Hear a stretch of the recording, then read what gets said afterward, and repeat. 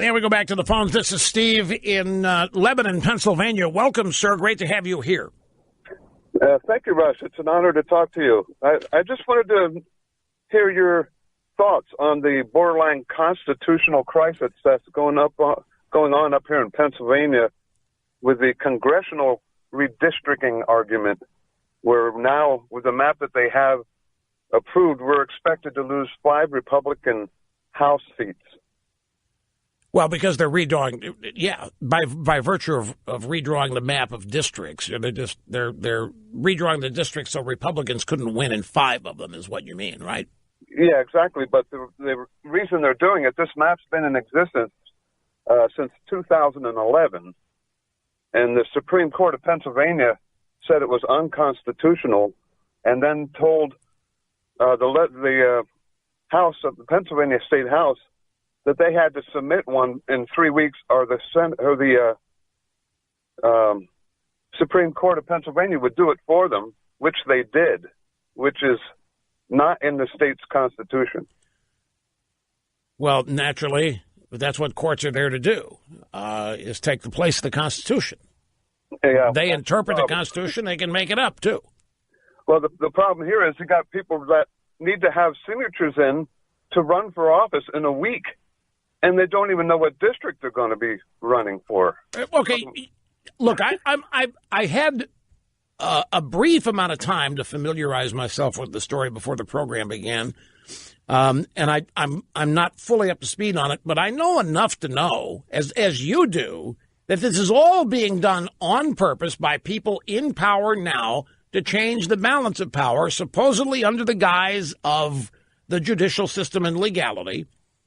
And it's for the express purpose of changing the balance in the congressional House delegation. It's being done for this reason. That's the only reason it's being done. It is in response to Trump. It's pure and simple. It's all driven by our wonderful Democratic Governor Wolf, who I hope is in his last few years of being in charge. But it's just crazy. I mean, they split my county, Lebanon County, which is a Republican county. The one that Wolf submitted, split it in half, sent half of it to Philadelphia and the other half to Harrisburg, which are both Democratic areas, to basically get rid of our Republican influence in the House. And that one got shot down, but the new one's not a whole lot better. Yeah, I saw the 2 maps. I saw the great differences in color after the Supreme Court's version was changed. Are they telling you that this is final? Nothing more can be done? The Republicans in the House of the State House are going to challenge it. It's going to go to the Supreme Court. Well, we'll see what happens then. The Wall Street Journal story on the re-gerrymandering in Pennsylvania says that it is 4 seats. The new map could flip at least 4 Republican-held seats. And even before the Supreme Court ruling on this, rewriting the districts, the Democrats running in Pennsylvania have been promising this.